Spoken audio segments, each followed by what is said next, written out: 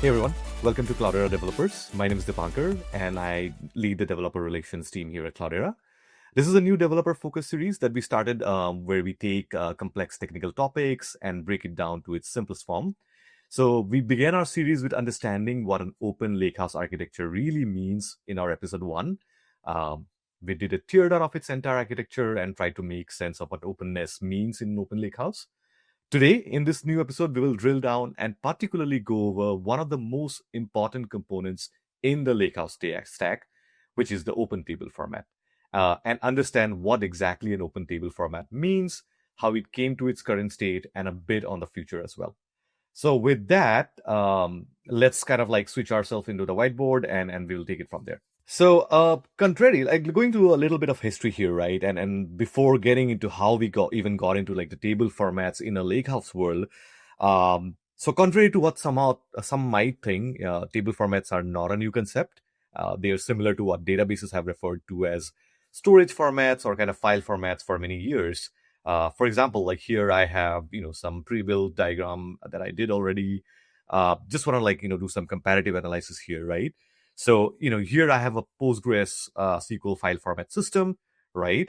And then I have another system, which is Oracle's file format system. This is very hypothetical, very high level, right? But just to give you an idea of what table format or storage format means.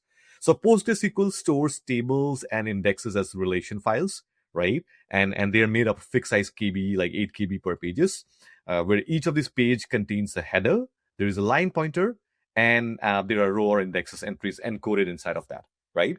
Similarly, we talk about Oracle. Oracle stores the database objects inside data files as sequence of fixed size Oracle blocks, which are proprietary to Oracle, right?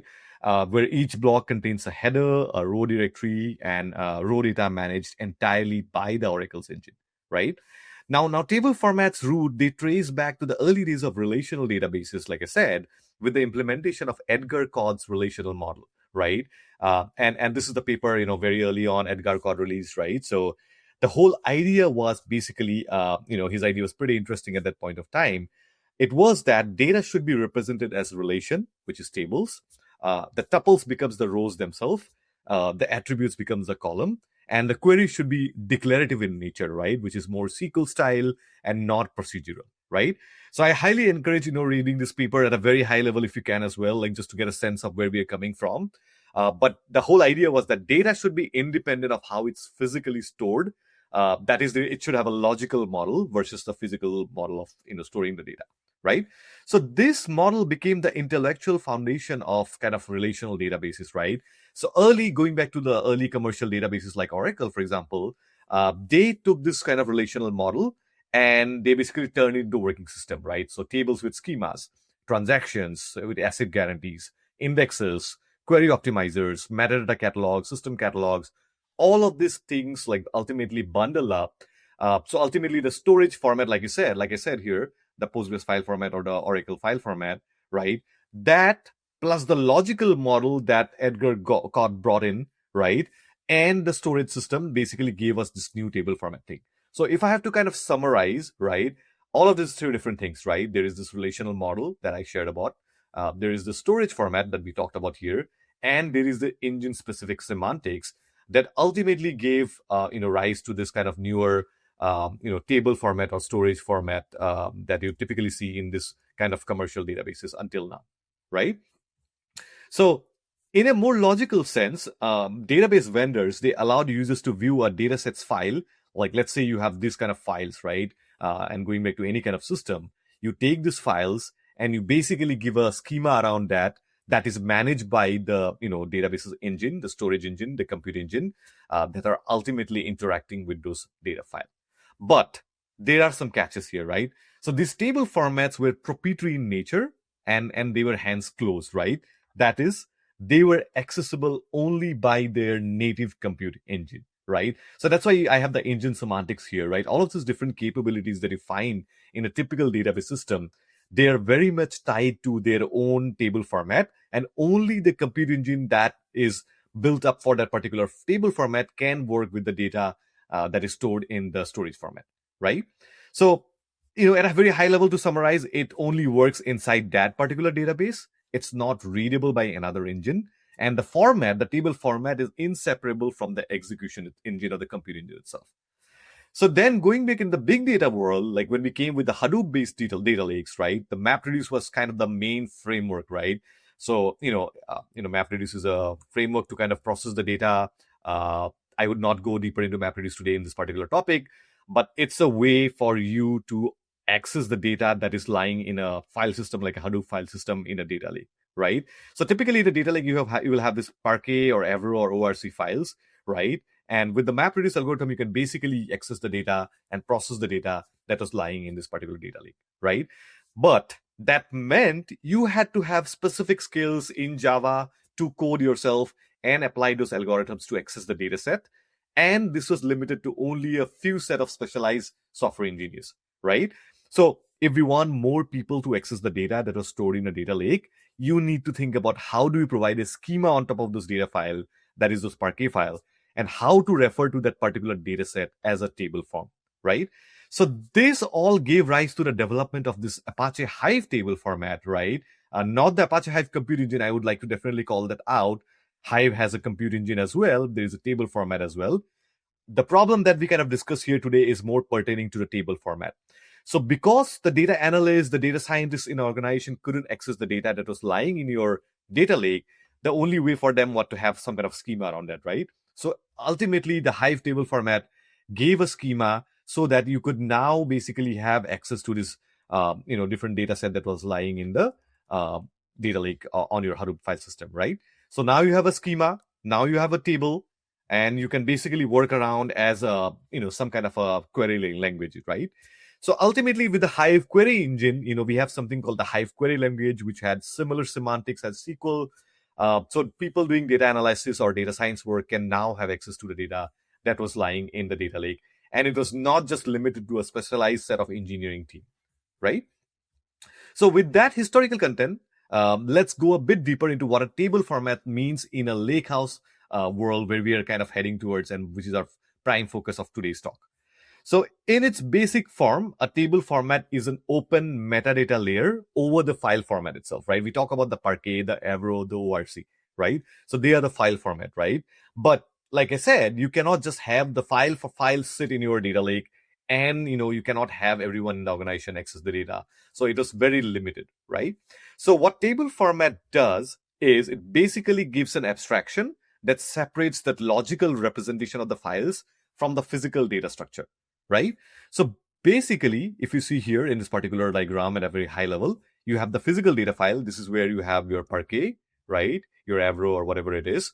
And these are the files that are lying in some kind of object store, like Apache Ozone or, S3 or any kind of a cloud object store system as well. And the table format thing, it sits right in the middle, right? And it serves as the metadata layer, right? Like I said, it provides that abstraction. And on top of that, you have the logical view, right? This is your schema, the partition, the snapshot, the version, the semantics of it. Everything lies on top of that, right?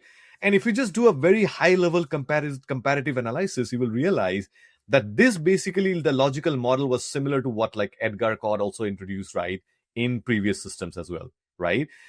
It's just the way we are doing it right now with the table format is slightly different. But the reason I kind of keep on going back to that same like analogy is because I want to stress on the fact that we are not doing something entirely new. It's something we have done all throughout our historically. But the way we are doing, the scale of it, the variety of it, the type of it is a little bit different now, right? So that gives us the high-level overview of what a table format is, that it sits in the middle. It's an abstraction between the physical files that are lying in the file system, and it provides a logical view on top of that, right? Cool. So now going on, like the table format, like I said, it's an open metadata layer, but it also includes a set of reader and writer APIs and kind of tracks those metadata information, right? So what I mean by that is that any kind of query engine, whether it's Spark, whether it's Trino, Hive, Impala, doesn't matter, they will have a set of reader APIs and writer side APIs that you kind of see here that tells them how to interact with that particular table format, right? And how to basically kind of like interact with the underlying data that is sitting in your data lake, right? So let's say I want to, read and, kind of query a table. Let's say select star from particular table.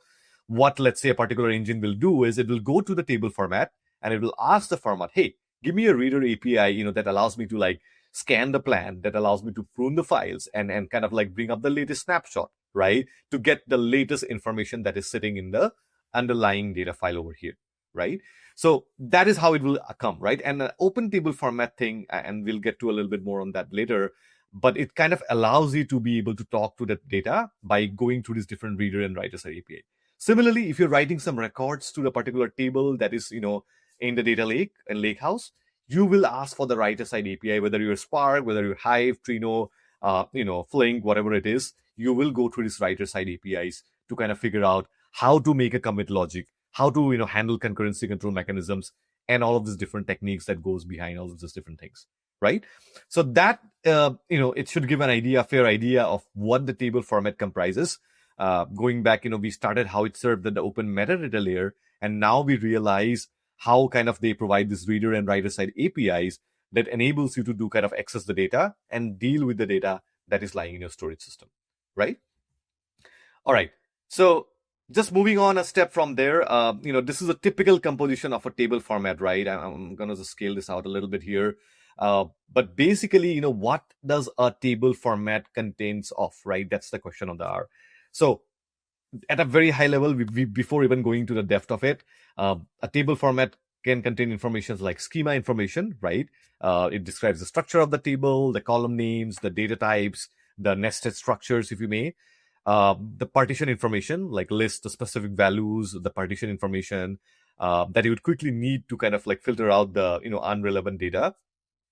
There is the statistical information, which is like, the row count, the null count, the mean max values for each column, based on the Parquet data file that is sitting in your data lake, right? And this all helps in query optimization, query pruning, cost-based optimization, and different techniques that are there as part of performance optimization benefits, right? There is this commit history. We talked about a little bit here as well. There is this commit history that is being tracked in this table format layer. Let's say, you made a particular update, right? What has changed as part of that update, right? What are the snapshots involved as part of this update? All of this information gets recorded in the particular commit history, right? So that way you can actually go back in history and query the table, from a different point in time. You can also do things like rollback and stuff. And the final part of that is the data file part, which basically holds information on what are my exact data files, right? Think about here, if we come here, right? Let's say you use something like Spark will come here and, its ultimate goal is to reach this particular end layer, right? Where the data is lying in this particular system, and to query the records that are sitting in a particular file in that particular file system. All right. So that is all you need to know about the internals of the table format, starting from the point of how we started at the OLTP databases to modern lakehouses now, right? So what are the table formats today, right? So Iceberg, Apache Hudi, Delta Lake are the three widely used table formats in the industry today. And I should mention that there are a few more coming in as well, like LanceDB, DuckDB as well, Duck Lake. So there are some new formats being developed as well. Now, the goal of these formats are pretty much at a very high level, is like support for ACID-based transaction, schema evolution, time travel, data versioning, ability to do all sort of transactional workload that you would imagine in an analytical and transactional workload scenario, right? And these capabilities are very critical, right, for kind of running analytical workloads at scale in a Lakehouse architecture. However, the most important takeaway that I want to highlight is these modern table formats, whether it's Iceberg, Hudi, and Delta Lake, they are open in nature, right? And what I mean by that openness is that if you go back to our kind of like looking at what a table format looks like, right? There is this open specification that I talked about, right? It tells every engine, how do you interact with the data through my reader and the writer side API, right? Then there is the table metadata layer, right? That has the schema information, the snapshot information, the partition information, and all these different things around that, right? And then you have the engines that are ultimately interacting with that particular set of APIs, right? And those APIs are not limited to one particular engine, right? So if I have to go and compare back to our previous systems, just going back here, you will realize this all of the semantics that you think about, right? Whether it's the schema evolution, whether it's like the indexing techniques, the locking mechanism, all of these things are very much tied. We're very much tied to a particular database system, right? Whereas in a table format, if you see, all of these are pretty much open, right? This is an open layer.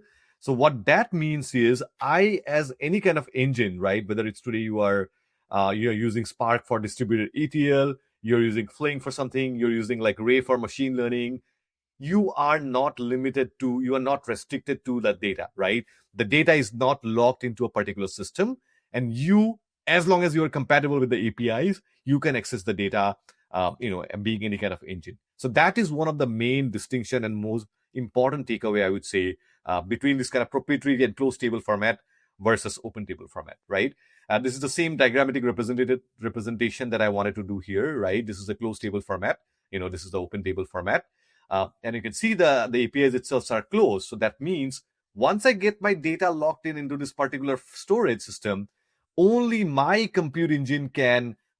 proprietary compute engine can then access the data that is lying in here, right? So that is the main kind of like the distinction between this newer and open table format environment versus the closed table format. Well, so that is all for today. We will explore the details of Apache Iceberg architecture and go a little bit deeper into what are those reader APIs, what are those writer-side APIs, right? How do a particular engine interacts with the data that is lying on this particular APIs in the next episode. But until then, have a good one. Thank you.